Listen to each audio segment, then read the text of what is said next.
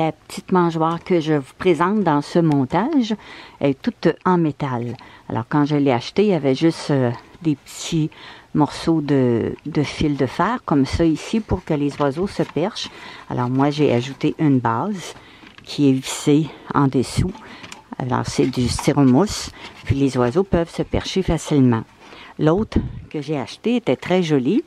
C'est environ 20 $, mais il y a plusieurs petites décorations qui ont décollé. Puis la base s'est brisée complètement. Alors il va falloir que je la remonte sur une autre base. Et puis celle-ci, comme la blanche, c'est un débit qu'on appelle un trémie qui fait comme un entonnoir. On met les graines, puis ça descend en bas complètement. Alors l'hiver ou quand il pleut, bien c'est tannant parce que les graines sont toujours dans l'eau. Ce qui est préférable, c'est d'avoir des gobelets qu'on appelle comme ça ici, des gobelets avec un débit contrôlé. Alors, les graines ne sont pas dans la neige. Ici, je le mets à environ 3 cm de la base. Alors, quand il y a un peu d'eau ou de neige, eh bien, ça n'empêche pas les oiseaux d'aller chercher les graines. Quand il y a 2 étages, ou comme s'il y a 3 étages, alors même s'il y a de la neige ici, les oiseaux ont accès au 2e ou au 3e étage. Alors, dans la vidéo, vous allez voir à la fin les oiseaux en action aux 2 petites mangeoires que je m'étais achetées en cadeau. Alors, bon visionnement et merci de vous abonner à ma chaîne. À très bientôt. Alors, cette mangeoire-là est très jolie, mais le débit des graines, il se fait dans le bas seulement. On appelle ça un style trémie. T-R-E-M-I-E. Alors, les graines sortent juste par le bas, comme un entonnoir. Et puis, quand il neige ou qu'il pleut, bien, c'est l'inconvénient.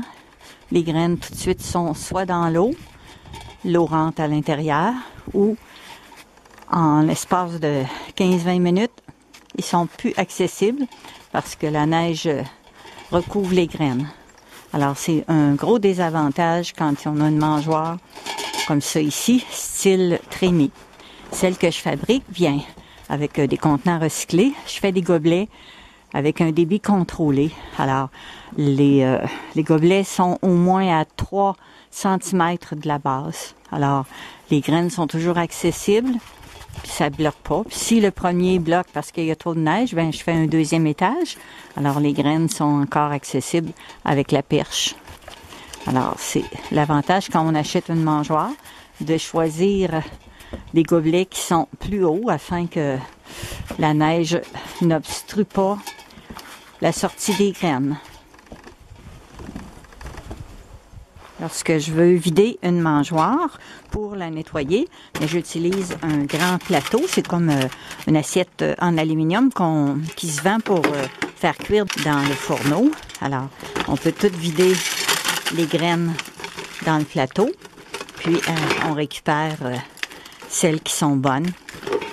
Alors, ma mangeoire style trémie, je vais la mettre en vacances pour l'hiver parce que c'est pas du tout pratique.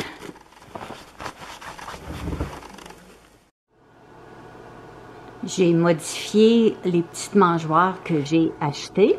J'ai rajouté une base, une assiette en styromousse que j'ai vissée en dessous de la mangeoire. Comme ça, bien, ça fait plus d'espace pour que les oiseaux puissent se percher. C'était assez difficile de se percher. La base n'était pas très large. On est le 4 avril 2019. Les gros becs errants sont présent à ma nouvelle mangeoire. J'ai agrandi la base parce que sans ça, il n'aurait pas pu s'installer. Celle-là aussi, j'ai agrandi la base. Alors, il y a plus de gros becs qui peuvent s'installer sur la mangeoire.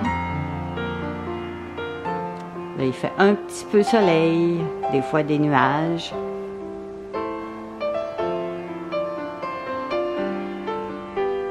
Ils viennent tôt le matin, ils reviennent prendre une petite collation l'après-midi. Les durbecs des sapins sont partis.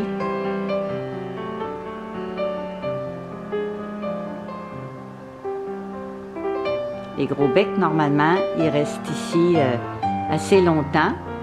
Au printemps, ils font leur nid dans les résineux aux alentours. Puis à la fin de l'été, ils amènent les juvéniles, les petits bébés, aux mangeoires.